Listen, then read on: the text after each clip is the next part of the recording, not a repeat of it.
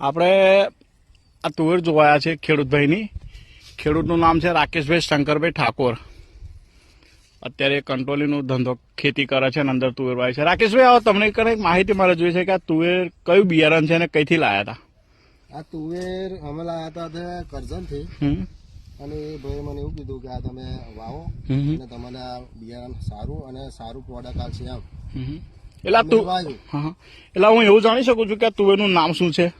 આ તુવેરનું નામ છે ફૂલે પુષ્પા. ફૂલે પુષ્પા 144. બરોબર પુષ્પા છે. અને મને ગયા કરતો સારું છે આ વનગા ફ્લાવરિંગ, અને બધું સારું છે. બરોબર છે, બધી રીતે સારું છે.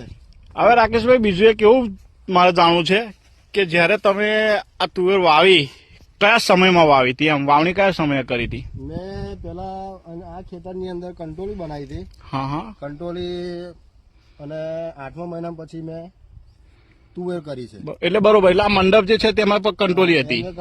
બરોબર. કંટોલીના ચામે મેં પછી તુવેર તુંદી હતી. બરોબર. અને પછી 8મા મહિનાની 20 તારીખે મેં આ તુવેર તુનાવી હતી. હા, દર્શક મિત્રો, હવે આ કંટોલી હતી. આ ખેતરમાં તમે મંડપ જોઈ શકો છો. ચોફેરા કેટલા વીંગાનું ખેતર છે? આ 3 વીંગાનું ખેતર છે. 3 વીંગાનું ખેતર. 3 વીંગા કંટોલી હતી. રાકેશભાઈનું એવું કહેવું છે. અને 8મા મહિનાની 20 તારીખે આ ફૂલે પુષ્પાઈ ભાઈ ચાહુ પર તુલી હતી. રાકેશભાઈનું એવું કહેવું છે. એટલે સારી તુવેર છે. રાકેશભાઈ, આમાં તમે પાણી દવાનું શું ટ્રીટમેન્ટ કરી છે અત્યાર સુધી? મેં અત્યાર સુધી તો મારું પાણી તો એક જ છે આ તુવેરમાં. હા. અને 3 રાઉન્ડ થયા છે. 2 કોરાજનના થયા છે અને 2 કોપલેમના થયા છે. બસ આજ મારા છે. એવું? બીજું કઈ લીધું નહીં અંદર. બરોબર. અત્યારે તમારા ખેતરમાં દેખાઈ રહ્યું છે કે 80-90% તુવેર તૈયાર થઈ જાય છે. સમજો ને? તૈયાર થઈ જાય. હા, તમે ખાલી તે તો કહું છું કે 80-90 મિત્રોને એક ભલામણ આપીશ કે જે તુવેર તમારે કરવી હોય ને તો આજ કરાય. બીજી તુવેર કોઈ થાય નહીં. બરોબર છે. આટલી જલ્દી તો કોઈ નહીં થાય. કોઈ પાકે ના, વૈશાલી પાકે નહીં. મતલબ કે ઉતાવળી પાકતી જાત છે ભૈયા. બરોબર છે. તમારે જે કર્યું હોય ને તો આજ કરાય, બીજી કરાય ના. બરોબર છે. હવે દરેક દર્શક મિત્રો, ખેડૂત મિત્રોને મારે જણાવવાનું કે આ તુવેર તમે ચોફેરા જોઈ શકો છો. અને રાકેશભાઈ, હવે બીજું એવું કહું છું તમને કે આ બિયારણ જોતું હશે તો કઈથી મળશે? તમારી કંથી મળી શકશે? મારી પાસે મળી જશે, કારણ કે આ સાલ હું વેચવાનો નથી. એટલે સૂકી તુવેર માર્કેટમાં નથી વેચવાના? માર્કેટમાં નહીં વેચવાના. પણ જોતું હશે ને તો અડધા કિંમત હું આપી દઈશ. બરોબર. ભાવે હું લાવ્યો છે 200 રૂપિયા કિલો. 200 રૂપિયા ને 100 રૂપિયા કિલો આપી દેશે. બરોબર છે ખેડૂત મિત્રોને. બરોબર છે. તો સારી તુવેર છે, સરસ તુવેર છે. અને દરેક ખેડૂત મિત્રોને કહેવા માંગુ છું કે આ તુવેરનું બિયારણ લેવાય. બહુ સારી તુવેર છે. હવે બરોબર છે. અત્યારે તમે જોઈ શકો છો 3 કરબે તુવેર છે, પણ બધું ભેગું થઈ ગયું છે. એટલે બહુ સારી તુવેર છે.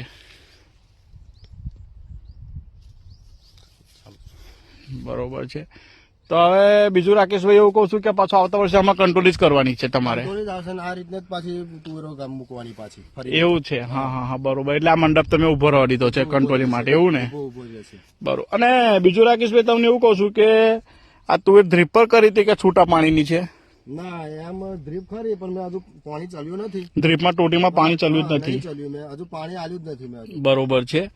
છૂટા પાણી પર છે? છૂટા પાણી ને જ આલ્યું છે આ બધું. બરોબર છે. અને બહુ સારી. અને બીજું એવું રાકેશભાઈ, તમને કહેવા માંગુ છું કે આમાં કઈ રોજો ભૂંડોનો ત્રાસ? ના, એવું કઈ છે નહીં એની ભાઈ. અને કશું આવતું હોય નહીં. બરોબર. ઝાટકા મશીન મારેલું છે. હા. એટલે કોઈ તકલીફ જેવું તો છે નહીં. છે નથી એવું? બરોબર છે. હવે દર્શક મિત્રો, તમે આ જોઈ શકો છો તુવેર. બહુ સરસ તુવેર છે. દરેકે દરેક તુવેર જે તમને દેખાઈ રહ્યું છે વિડીયોમાં એ પ્રમાણ તુવેર છે. અને તમારે કદાચ જોવી હોય આ તુવેર દર્શક મિત્રો, તો તમે આવી શકો છો રાકેશભાઈ શંકરભાઈ ઠાકોર, મેલડી માતાના મંદિરે, મંજોલા ગામ. અને આ તુવેર તમારે જોવી હોય તો તમને જોવા મળશે. અને બિયારણ પણ તમને રાકેશભાઈ આપી દેશે. માર્કેટ કરતો તમારી કને અડધી કિંમતમાં બિયારણ આપશે રાકેશભાઈ. માર્કેટમાં 250 રૂપિયા ચાલતા હશે તો તમને રાકેશભાઈ આલશે 125માં. અને જો કદાચ 200 રૂપિયા ચાલતા હશે તો તમને રાકેશભાઈ આલશે 100 રૂપિયામાં. હવે રાકેશભાઈ, જે ખેડૂતને બિયારણ જોતું હશે તે ખેડૂત તમારો કોન્ટેક્ટ નંબર કરશે તો બિયારણ મળી જશે ખરું તમારા ગાડી? ચોક્કસ, નક્કી મળશે. હા, બરોબર છે. તો આ રાકેશભાઈને જોરદાર તુવેર છે. એવી ઈચ્છા કરું છું કે આપણા ખેડૂત ભાઈઓ તો આગળ આવે તો બહુ સારું. ના, સાચી વાત છે તમારી. સાચી વાત છે. ને બહુ સરસ તુવેર. ના, તુવેર તમે તુનેલી છે એવું ને? હા, તુનેલી છે. જો બરોબર. ઓરેલી હોત તો આનથી ભયાનક, આનથી સારી જાત. પણ ઓરી નહીં મેં. હા. આ તો આગળ પાછળ અમુક થઈ જાય છે. થઈ જાય તો તુનમાં પેલું ઉગે ના ઉગે ચોમાસાની મય. તુવેર તો આજ કરાય મારા અંદર બરોબર છે અને આ સાલ વરસાદે વધારે હતો એટલે ઉગવામાં થોડી તકલીફ પડે ને. પડી છે. બરોબર છે, સારું રાકેશભાઈ. આપણે દરેક ખેડૂત મિત્રોને કહીએ છીએ કે તમારું બિયારણ તો લઈ આજ જાય. ભલામણ કરું કે આ તુવેર થાય, બીજી કોઈ તુવેર કરવાની નહીં તમારે. બરોબર છે, હા. ઉતાવળી પાકતી જાત છે એટલે. આ પાકતી જાત છે અને બીજું કે વહેલું નીકળી જશે હા હા, અને એની લાગ હોય વધારે છે. જો બરોબર. ના લાગતો દેખાઈ જ રહ્યો છે કે ઝુમખામાં તુવેર લાગેલી છે. ચોખામાં જ છે. હા હા હા, એટલે આજ ભલામણ તો ખેડૂતને કરું છે કે ભાઈ આજ તમે તુવેરો લો. બરોબર. હવે રાકેશભાઈ, હવે બીજો પ્રશ્ન મારો એવો છે તમને કે તમે મેં ખાતર કયું કયું આપ્યું હતું?